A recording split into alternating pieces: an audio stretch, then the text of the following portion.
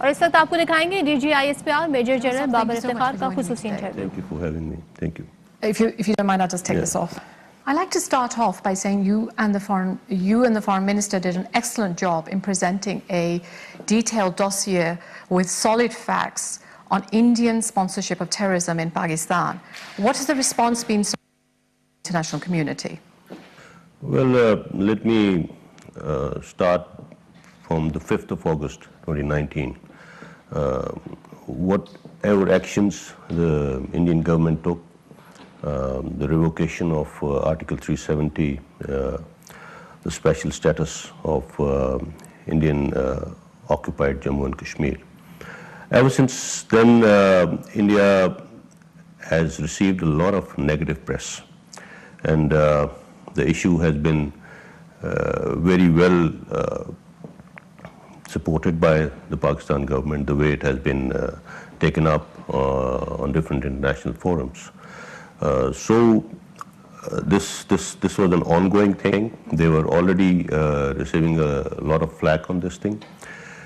But when this dossier came out, this was frankly a vindication of what Pakistan had been saying for so long. It gave all the proofs, evidence of Indian government, India as a state sponsoring terrorism inside Pakistan. And it has been taken very seriously by the international community. The world has taken note of it. The world is talking about it. And despite India's best efforts, there's been a lot of objective analysis of what's being said. I think the objectivity of the debate around this dossier, the contents of this dossier at the international level is a major plus, and we are going to take it forward from here. What are your next steps? Well, after the presentation of the dossier, the Foreign Office presented it to the P5. It has been presented to the United Nations Secretary General. And then now you've seen the latest statement from the OIC forum. The foreign minister attended that, and it's been a very, very strongly worded statement by the OIC about what's happening in Indian occupied Jammu and Kashmir. Here on, we are going to take it to every possible forum, and a lot of effort is being put into this. And it's not just a one-off thing. There has been a series of actions that has been taken after that. So one of the things I found most shocking in this dossier was the anti-CPEC cell, which is directly reporting to the Prime Minister Narendra Modi. Yes. It was given an initial outlay, according to the report, of $500 million, and has raised over 700 militiamen to disrupt the CPEC corridor.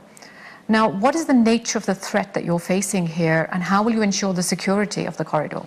Well, Indians see CPEC as a game changer for the region, and it is a game changer for the region.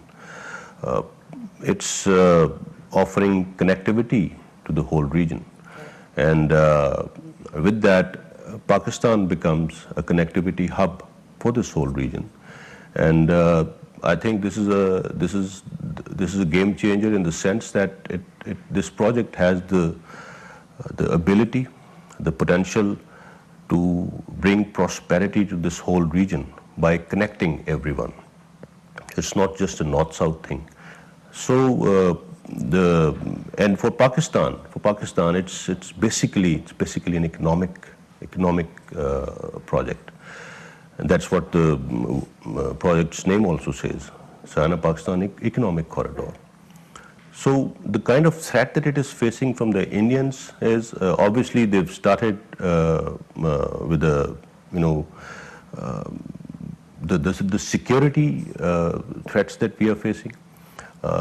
There's a lot of terrorist activity going on around it, and they've also started bringing in some very strange arguments about where it starts from and where it ends, and how Indians are not very comfortable with the project passing through certain territories in Pakistan. So the security threat around the project and different stages of the project, it has actually been increasing with the passage of time. Somewhere Indians decided that there is a timeline beyond which this project becomes irreversible. Okay. And they feel that the progress of this project must be retarded as much as possible so that it doesn't cross that timeline, and it can be somehow reversed. You're saying that Indians fear this project as a game changer and that it'll bring prosperity to the region. So that I can clearly understand this. Are you saying that Indians are against the prosperity of the region? Is that why they're destroying CPEC? Because if they're not willing to let this project progress, then that's what they're trying to do over here. The dossier also mentions that there are terrorist camps in Afghanistan. Have you had conversations with the Afghan leadership over this? We keep having these conversations with the Afghan leadership. There's a proper mechanism about it, and frankly, we've always acknowledged that the Afghan government has capacity issues, because of that, we've never really blamed the Afghan government for what's happening from the Afghan soil. So we keep sharing this information with them, and it's a regular thing. And similarly, the kind of information that we've revealed in this dossier, that has also been shared at the appropriate levels. So and connected to this,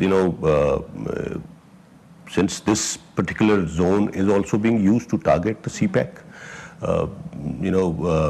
what we have done to keep this project secure, we've raised 2 divisions for the security of this project.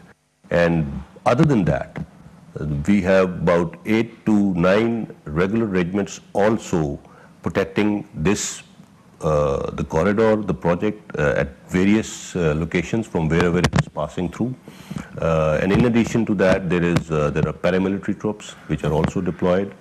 So we have taken every possible measure to keep this project secure. And our Chinese partners are also very satisfied with the kind of security measures that we have taken. And what they are really targeting is the international image of Pakistan. Okay. When they try and target CPEC.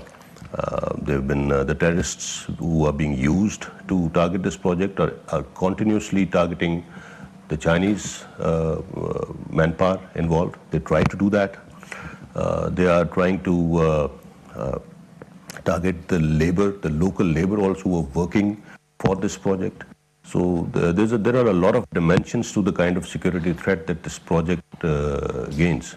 But alhamdulillah, the kind of measures that we have taken, they've not even been able to retard the progress of this project. They've not been able to dent it, and it's progressing more every day.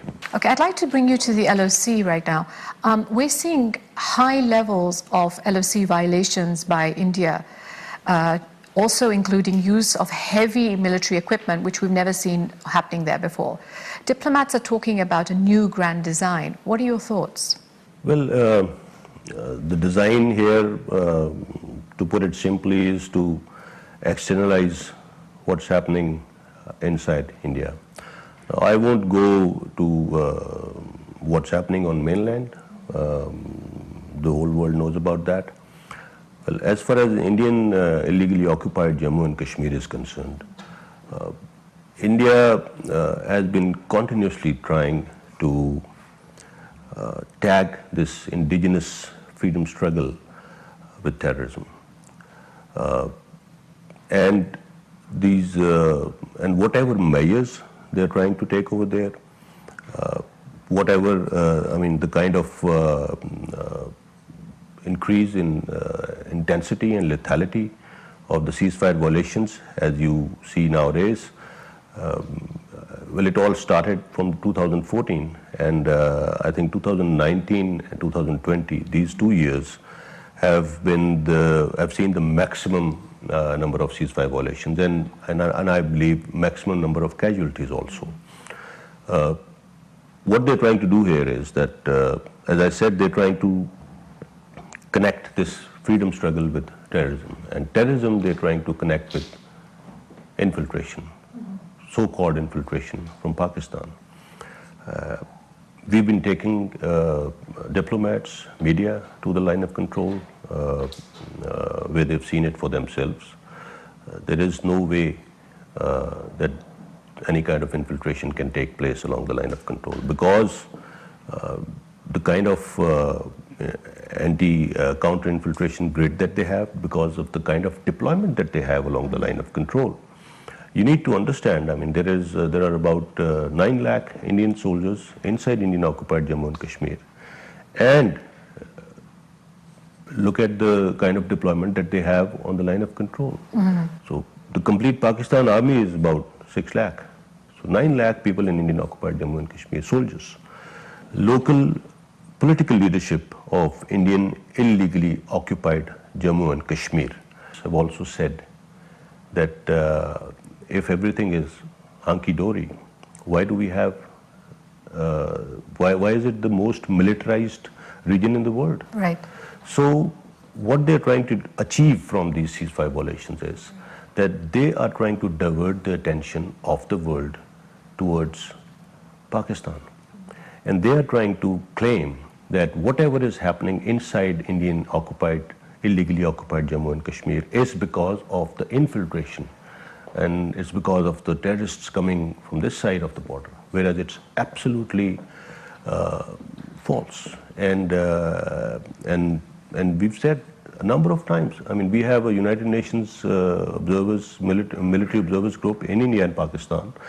They're always available on Pakistan side. They're going everywhere. They're visiting all the places. The last time I took a group of ambassadors to the line of control and I informed them that this particular place where they were on that particular day, it was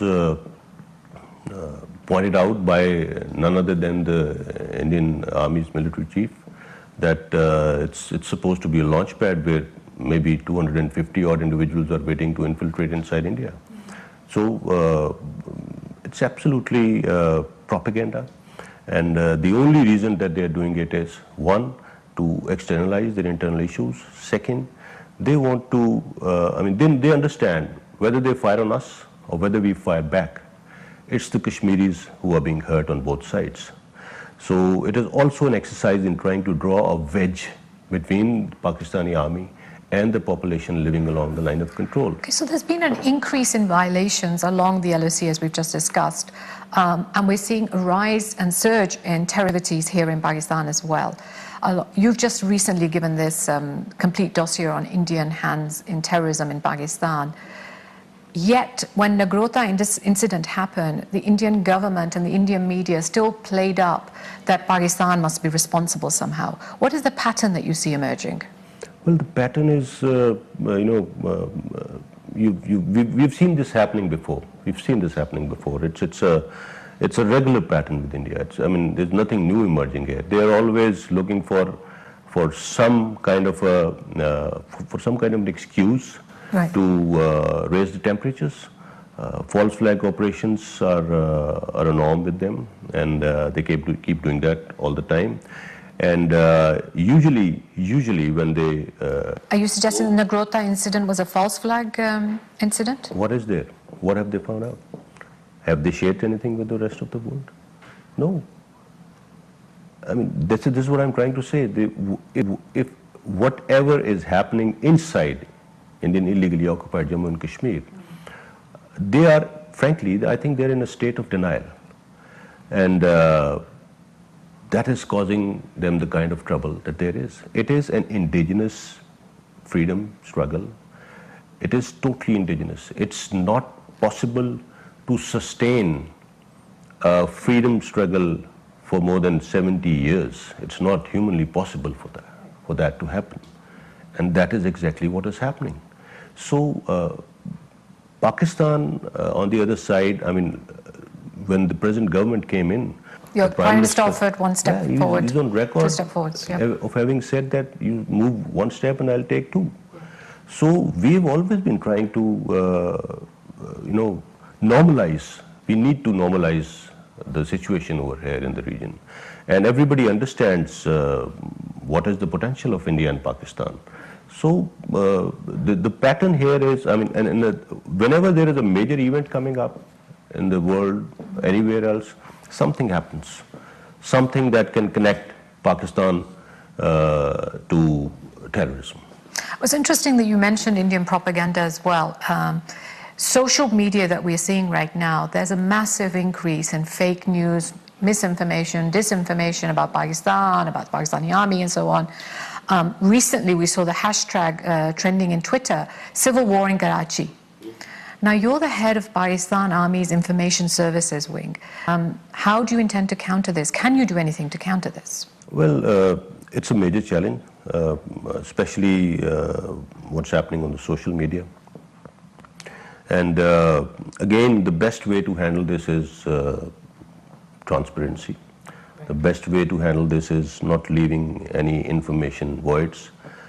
The best way to handle this is passing on credible information. And that's exactly what we are trying to do here. And again, even on social media, when we try and dig out where is it coming from, most of the accounts are Indian accounts. Only recently they've been, I think they've unearthed a major effort by the Indians in the form of EU Disinformation Lab, and the way they've been trying to prop up different issues across the world. So unfortunately, it's a major onslaught, and it's a major part of the 5th generation warfare. In case of Pakistan, I think Pakistan is being subjected to this 5th generation warfare and hybrid applications in a massive way, and we are aware of that. Can you give any incidences? Can you share anything? About on the 5th generation, some instances maybe that you've identified. Look at this, when we talk of 5th generation warfare, my understanding is that you use all elements of national power within a particular state to concentrate on maybe 2 or 3 major spheres. In our case, probably it's our economy is being targeted, and the other part is the information domain. An information domain, pick out one little incident which has anything to do with Pakistan and specifically to do with Pakistan Army, and look how it gets viral. There've been several hashtags in the last 6 months that were even reported, very trivial news, which were even reported by international news organizations. And they were pushed vehemently by the Indian accounts. The kind of links that you find on social media of some negative press going for Pakistan, 90% of that is coming from Indian websites. So there are so many examples. Like you just said, civil war in Karachi. What happened? There was nothing on ground. And then, and I think by doing this, Indian media has also lost its credibility to quite an extent. And the whole world is recognizing that. When we're looking at the 5th generation warfare, in which particular domain has India been targeting Pakistan? Well, to put it simply, I would say in the diplomatic domain, in the information domain, and of course the military engagements that they are doing, what's happening on the line of control, in economy, in the economic domain, financially, and in lawfare. So these are different domains that they are targeting Pakistan in. And you can see this practically unfolding everywhere. May it be their lobbying before we go into FATF plenaries, may it be they're trying to use their influence at the United Nations Forum or different other forums in the world. It's everywhere. And basically, what they're trying to do is they target Pakistan from different directions to slow down the kind of progress, the kind of trajectory that Pakistan has for the future. Okay, so I'd like to take you to a slightly different field. The United States and India are developing a close strategic relationship, especially in the Indo-Pacific. Recently, they signed the Babr deal. Limoa has been signed before that. Along with this, Indian military spending is at all-time highs. Currently, they're spending $71 billion. India is the world's third largest military, has the world's third largest military expenditure after US and China. What kind of threat perception does this create for you, and how do you intend to tackle it? Well, the threat perception in our case is very clear. India is aiming at equipping herself with high-tech material, and that's what these agreements are offering. Whether it's weapon systems, whether it's classified information. So I believe if we talk of the region, whenever conventional balance is disturbed, the balance of power as we call it, it leads to other avenues.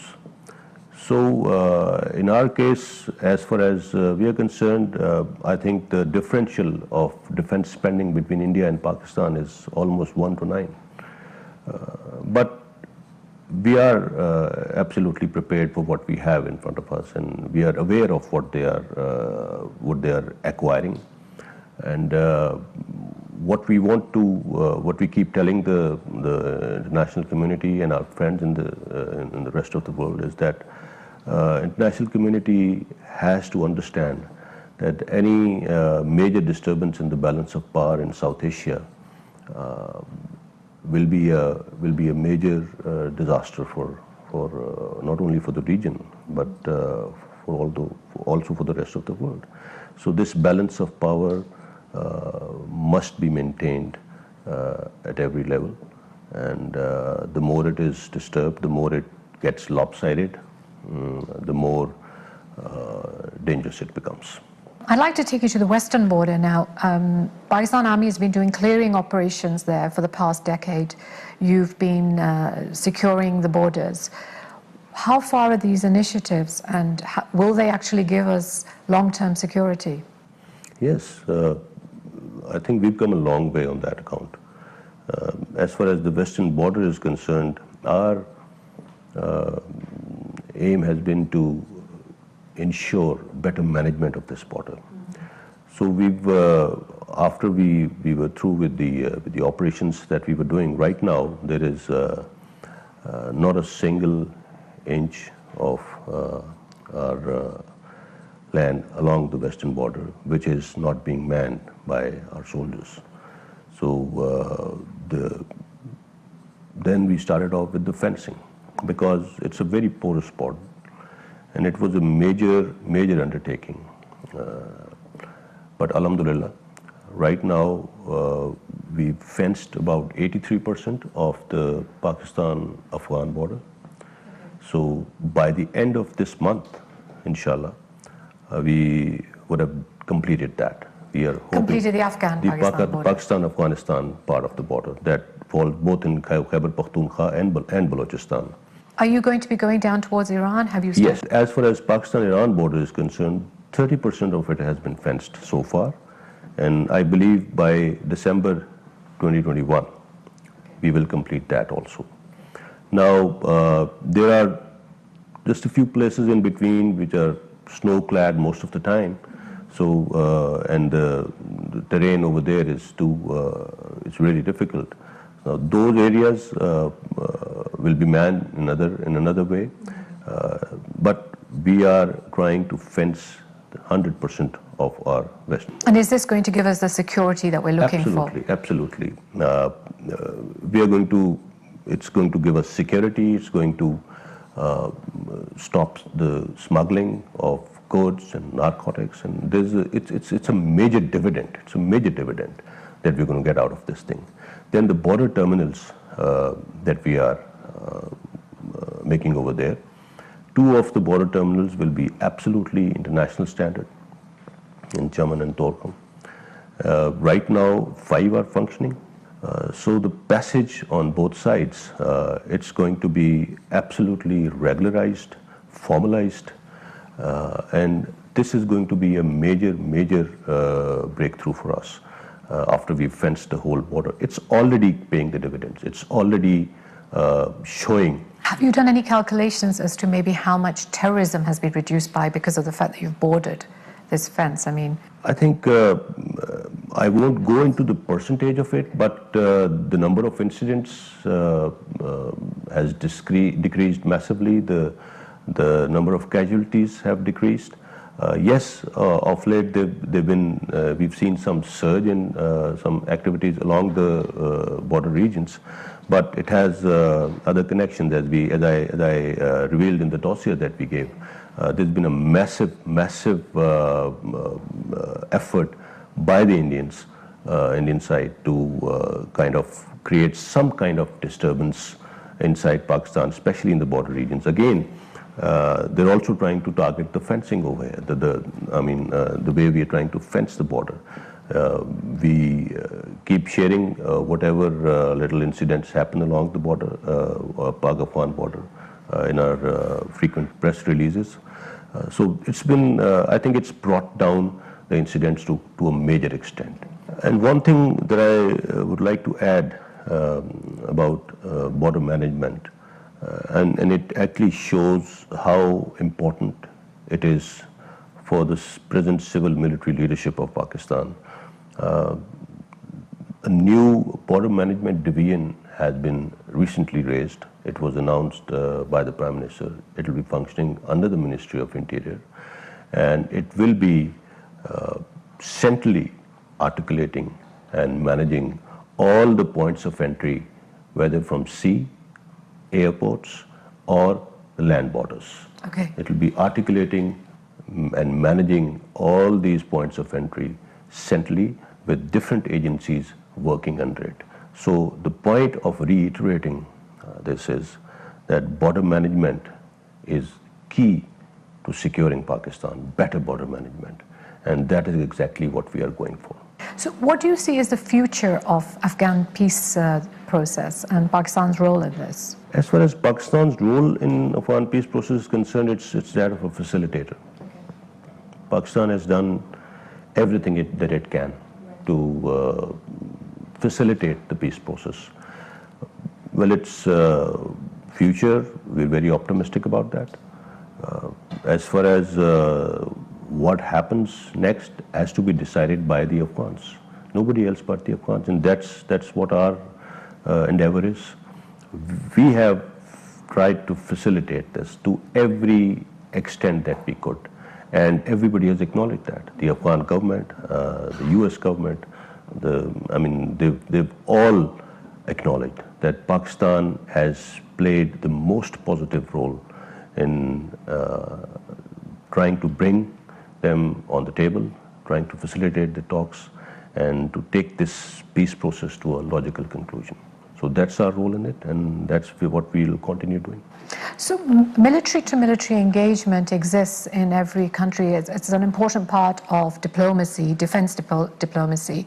It helps to build regional partnerships and bilateral relationships and so on. How extensively have you used this and your current leadership? Have you extensively been using this part of diplomacy? Yes, I think the Chief of Army Staff, General Bajwa's vision as far as the military diplomacy goes is, and it has been, we need peace within and we need peace around us. And Pakistan's military leadership has reached out to the military leadership of countries in the region and beyond.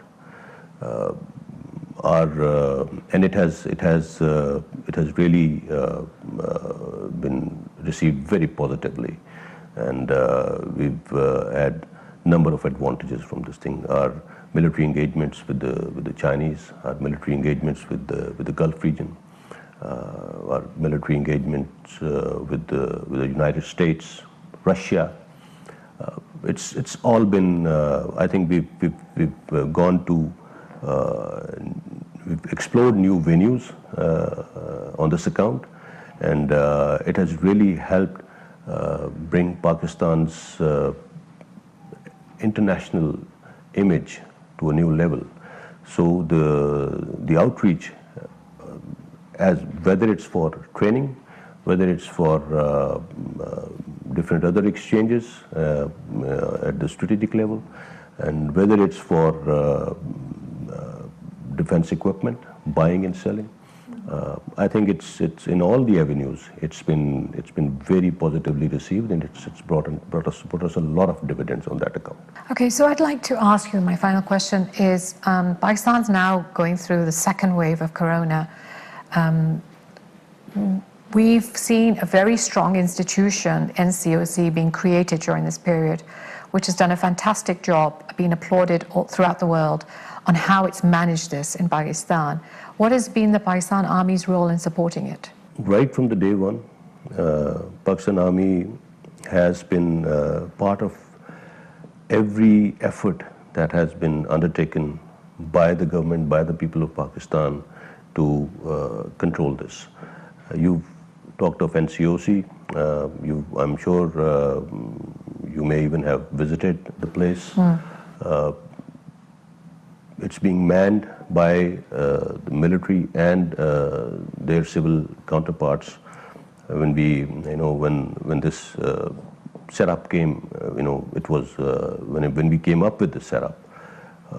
The idea was to better articulate the resources. So it worked really well. We started with deployment of Pakistan Army soldiers across Pakistan, all across, when we were trying to kind of exercise some smart lockdowns. The information technology part has also been supplemented by the the capability that the Army has. So at every level, may it be information, may it be information technology, may it be implementation and execution of different instructions being given by the government, Pakistan Army has been in the thick and thin of all these things. So what has been Pakistan Army's role during the second wave of COVID? As far as the second wave is concerned, I believe ever since we started fighting this pandemic, there's been a lot of capacity building, and we've enhanced our ability. We've been able to enhance our ability to fight this in a better way. So the second wave, as it has come in, we should be tackling it well. And as we go through it, I must acknowledge the role of the frontline workers who have fought through this and who are again on the front lines. And I would also like to make a special mention of how the media has helped in educating the masses about what this pandemic is all about, and how to keep yourselves safe in these circumstances. I think ISPR, being the information arm of the NCOC, I think what we've seen media, the way they've contributed, I believe the kind of campaigns that we've able to run on different channels during this pandemic, it goes in billions of rupees, and it's been free of cost. So it's been a very, very positive role. But I would also like to emphasize here that we need to be extremely careful in this second wave, and we need to help each other, and we need to be more careful than we were before, and only then we will be able to come out of it intact, inshallah. General Iftekhar, thank you so much for your time today. Thank you very much. DG ISPR major general Babar Iftikhar का interview, और इस interview में उन्होंने कहा कि पाकिस्तान दहशतगर्दी में भारत के मुलविस होने के सबूत सामने लाया। डोजियर के बाद दुनिया भारतीय स्पॉन्सर्ड दहशतगर्दी पर खुलकर बात कर रही है। भारतीय रियासती दहशतगर्दी के सबूतों को आलमी बरादरी ने संजीदा लिया।